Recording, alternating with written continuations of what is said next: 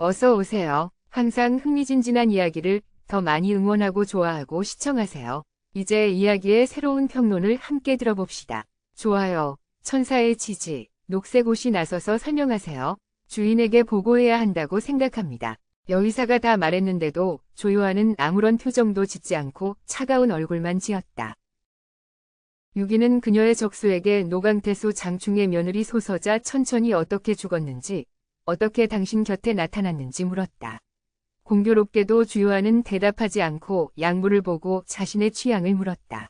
모천회의 눈빛은 유아에이크와 그녀의 무공에 응고되어 모천회와 상반된다. 그는 의사를 성주부로 데리고 들어가고 싶었기 때문에 매우 천부적인 의사가 언제든지 병을 치료하고 사람을 구할 수 있었다. 주천회도 의부가 내조의 성주라고 직언하는 것을 두려워하지 않는다. 요괴의 주인이 여의사를 원한다면 안 되겠는가. 주요는 안 된다고 말할 뿐이다. 남자들은 이미 함께 자고 있다. 천양은 직설적인 말을 두려워하지 않는다. 왜냐하면 그녀는 의부로서 어린 양조장도 요아의 주인이라고 할 수 있기 때문이다. 여의사를 구하는 것은 결코 쉬운 일이 아니다. 조요아는 단지 간단하게 말할 뿐이다. 안 된다. 집안은 이미 함께 잤다. 모든 천사와 하녀가 깜짝 놀라자 녹색 옷은 참지 못하고 손을 들어 입을 가리고 공포에 질려 소리쳤다. 오, 나의 주인, 그녀는 여자이다. 아무도 양을 사랑한다는 소문을 들어본 적이 없는 것 같다. 남자를 좋아하지 않는데 너무 당황해서 인생의 문제를 무시하고 아무 말도 하지 않은 것처럼 크게 웃는다. 하지만 그게 끝이 아니다. 성주댁으로 사람을 데려오지 않으면 날 불러봐도 돼. 괜찮다면 가둬둬도 돼. 괜찮다면. 이 말은 사실이야. 어젯밤 우린 너무 미쳤어. 몸도 얼굴도 다쳐서 다른 사람을 볼 수 없었어. 애양아의 무공이 터무니없다는 것을 생각하고 실수로 그녀를 죽였을지도 모르는데 누가 고의로 죽은 사람을 원하겠는가. 그는 어쩔 수 없이 몇 시간 동안 기침을 하고서야 그만두었다. 그리하여 천엄의 양은 다시 몸을 돌려 자랑스러운 일은 이미 알고 있다고 말했다. 나는 가장 좋은 의사를 파견하여 너의 부상당한 여전사를 치료할 것이다. 만약 AI가 죽으면 나는 너에게 금을 줄 것이다. 어젯밤 그 짐승이 무슨 짓을 했는지 알고 난 후 나는 즉시 그를 붙잡고 싶었다. 내 앞에서 그의 손발을 끊고 싶었다. 그러나 이 짐승은 매우 빨리 달렸다. 그는 바다로 나갔고 요아도 끝까지 하지 않았다. 다만 차갑게 말했다. 어쨌든 내 동생이었다. 하지만 다음이 있다면 내가 부주의했다고 탓하지 마라. 해적의 왕이 되지 않겠다고 직접 위협한다. 불이. 그는 단지 없었다면 다음이 없었을 것이라고 말했다. 그녀의 팔다리를 부러뜨려도 스스로 일어서라고 하다 말은 마치 천하를 탓하는 듯이 자백하고 나섰지만 오늘 그녀를 얻을 수 없다는 사실을 깨달았을 때 그녀를 애석하게 여기는 마음이 들었다. 그것은 크게 중요하지 않다. 그래서 나는 스스로에게 조심해야 한다고 속으로 되뇌이며 마침내 주인의 명령을 따라가야 한다.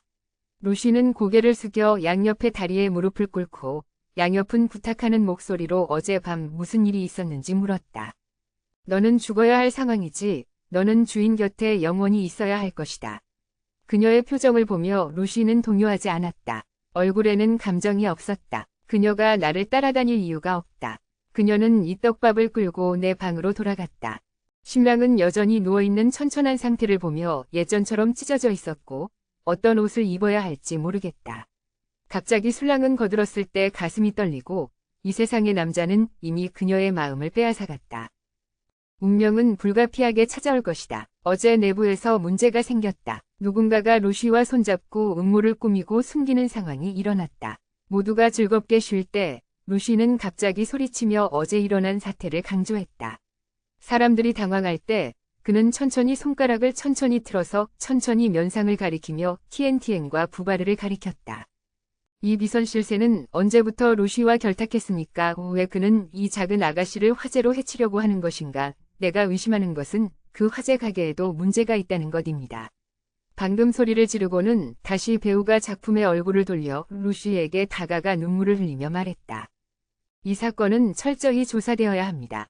누구와 관련이 있는지 상관없이 그들은 모두 처단되어야 합니다. 당신은 우리의 하늘이며 당신을 해치려는 모든 사람들은 우리의 적입니다. 너는 오랫동안 참았다. 심령이 심랑이 비틀거리는 것을 느꼈다.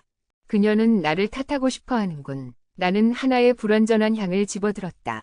루시는 가혹하게 말을 끝내며 그녀가 천천히 뒤로 물러나도록 강요했다. 그는 천천히 손가락을 향해 지목하며 천천히 면상을 불태웠고 그리고는 더 이상 쓰면 안 되는 것을 꺼냈다. 날아가서 타고 싶다. 이 예리한 어린 소녀에게 녹차 같은 이름을 지어주자.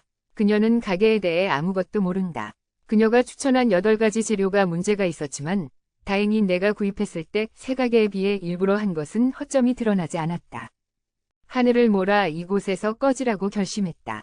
유기는 그녀를 가리키며 이 세상의 정보를 모두 끌어냈다. 신분이 기괴한 것은 태수 장충의 며느리였다. 게다가 그녀가 이미 죽었다는 소문이 돌았는데 결국 그녀는 뜻밖에도 너의 곁에 숨었다. 그녀의 목적은 결코 간단하게 그녀가 큰 형벌로 나를 상대하게 하는 것이 아니다. 나는 그녀가 공개적으로 하늘에서 오는 것을 믿지 않는다. 그런 선량한 소녀가 아니다. 다른 사람이 뭐라고 말하게 하고 너는 불타는 잔향을 피우며 포효하게 한다.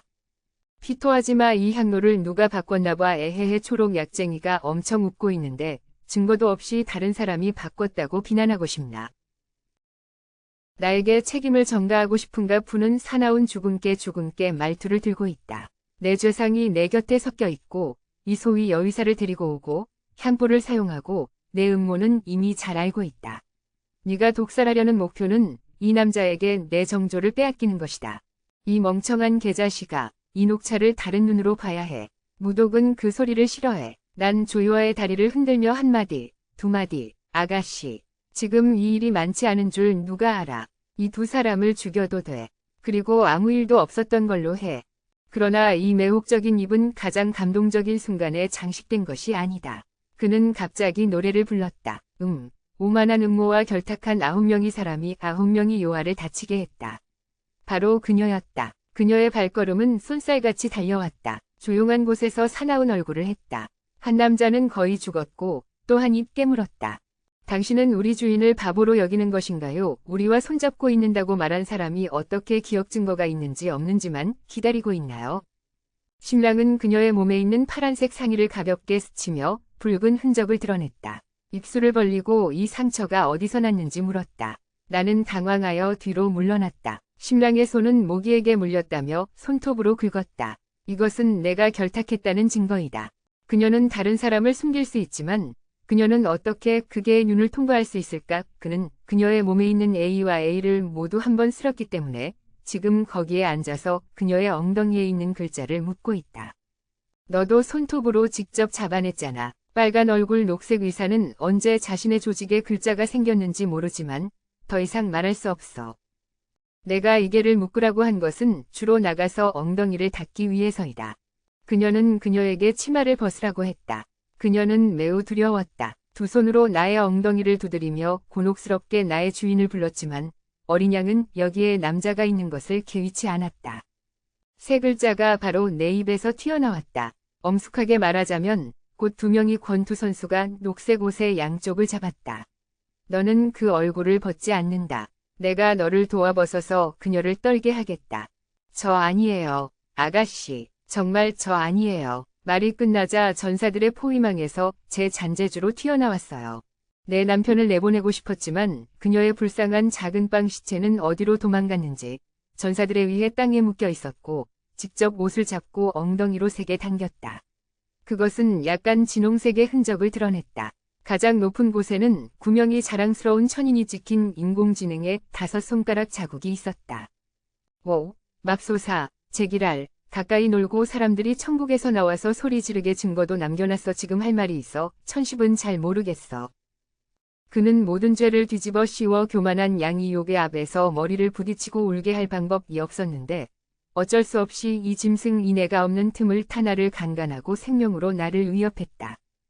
그러나 나는 지금까지 너를 다치게 하는 일을 한 적이 없다. 유기의 울음은 유아의 눈웃음을 바꾸어 그녀를 놀라게 했다. 나의 주인 아가씨는 너를 이렇게 여러 해 동안 시중들었고 완전히 너를 친언니로 여겼다. 공로도 없고 고통도 있고 루우, 내가 첫 번째 쑥 소녀다. 그녀는 역사를 말했다. 이 여동생을 찾아서 미안하다. 맹장을 잘라내야 한다. 나는 할을 끌어냈다. 1000번째 인격으로서 나는 눈물을 흘렸다. 나는 분노하여 새끼 양을 불렀다. 이 모든 게 다 내 잘못이야. 다 내 잘못이야. 내가 필사적으로 너한테 잘 보이고 너한테 다가오는 건 내 여동생이 되기 위해서야. 올 봄에 네가 돌아오지 않는다는 걸 알고 루비는 울부짖으며 모든 억울함을 밀어냈어. 너는 사람들 앞에서 내가 너의 위매라고 인정하는 것이 정말 그렇게 어려운가? 무슨 근거로? 내가 평생의 하인이 되어야 하는가? 무슨 근거로? 내가 평생의 노예가 되어야 하는가? 너는 독하고 무정한 여자인데 그때 너는 나를 구했는데 왜 나를 끝까지 도와주지 않았니? 그녀는 돌아서서 무릎을 꿇고 울었다. 나는 단지 이 도시의 여주인 중의 하나가 되고 싶었다. 이것이 무슨 잘못인가? 녹색 옷을 말할수록 험상궂게 땅에 엎드려 고집스럽게 자신이 잘못이 없다고 성명했다. 나는 구효에게 짓밟혔고 나는 그에게 이용당했다. 그러나 적어도 그는 나를 첩으로 받아들이겠다고 약속했으니 적어도 나는 절반의 여주인이 되어 그들처럼 비천한 노복이 되지 않을 것이다. 눈물이 그녀의 얼굴에서 몇 줄 솟아오르자 녹색 옷은 비로소 모요아가 이미 그녀에게 다가왔다는 것을 깨달았다. 그녀의 얼굴은 조용히 그녀가 친했던 계집종의 얼굴을 뚫어지게 쳐다보았고 그녀로 하여금 숨을 쉬면 스트레스가 풀린다고 생각하게 했다. 그는 뛰어올라 장군의 다리를 껴안고 큰 소리로 외쳤다. 주인님, 저를 당신의 위녀로 받아들이기만 하면 나는 반드시 전심전력으로 당신에게 충성할 것이다. 나는 반드시 성주어른 앞에 갈 것이다. 소주의 교만한 모든 음모를 말하면 반드시 그를 엄하게 징벌받게 할 것이다. 주인은 나를 위녀로 인정하고 나를 이성의 절반의 주인으로 되게 하기만 하면 된다. 나중에 당신의 가장 충실한 여동생, 그녀는 줄곧 신음하고 있었는데 주애아의 손이 머리 위에 있을 때에야 그녀의 시끄러운 목을 막았고 그녀가 이미 완성되었다고 생각했고 그녀는 고개를 들었다. 목소리가 떨리며 그에게 동의했느냐고 물었다. 유기는 이것이 자신이 물어볼 수 있는 마지막 말인지 몰랐다.